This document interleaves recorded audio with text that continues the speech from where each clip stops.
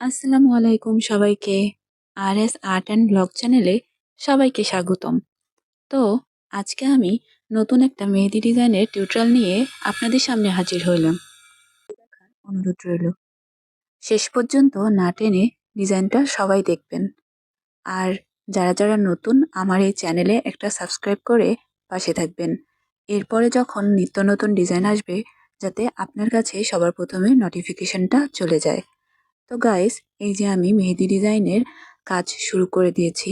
প্রথমে আমি একটা ফুল গোল গোল আকারে একটা ফুল বানিয়ে নিয়েছি। তারপরে চারিপাশে পাতা দিয়েছি। তো আমি এই ডিজাইনে প্রথমে যে ফুলটা আর্ট করছি, মানে পুরা হাতে আমি সেম একই ডিজাইনই আর্ট করব। আর এই ডিজাইনটা আমি একটা আপুর চ্যানেলে পেজে ইন্সপায়ার হয়ে এটা আমি রিক্রিয়েট করছি। তো তারটা অনেকটাই আলাদা এবং আমারটা অনেকটাই আলাদা করার চেষ্টা করছি। তারটা আরও অনেক বেশি সুন্দর, কারণ তিনি প্রফেশনাল আর্টিস্ট আর আমি সবেমাত্র কাজ শুরু করছি। তো যাই হোক গাইস, আপনাদের কাছে এই ডিজাইনটা কেমন লাগছে অবশ্যই শেষ পর্যন্ত ভিডিওটা দেখে জানাবেন। এবং যাদের এই ডিজাইনটা অনেক ভালো লেগে থাকবে তারা অবশ্যই একটা সাবস্ক্রাইব করে পাশে থাকবেন। তো আমি কথা বলতে বলতে প্রায় ডিজাইনের শেষ পর্যায়ে চলে আসছি।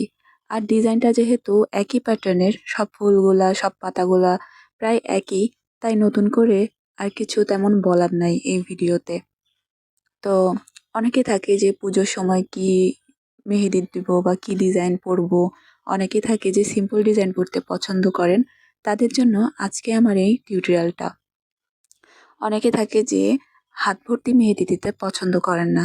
ঈদ, কোনো ফেস্টিভ্যাল, কোনো উৎসবে মেহেদি পড়তে হলে সবাই মনে করে, মানে কিছু মানুষ মনে করে যে হাত ভরে মেহেদি পড়লে অনেক সুন্দর লাগে।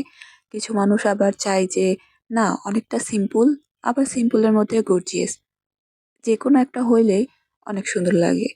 তো যাই হোক গাইস, এই যে আমার মেহেদি ডিজাইনের ফাইনাল লুক। তো অবশ্যই কিন্তু কমেন্টে জানাবেন যে আসলে আমার এই সিম্পল মেহেদি ডিজাইনের টিউটোরিয়ালটা কেমন লেগেছে আপনাদের কাছে। তো আজকের মতো এই পর্যন্তই।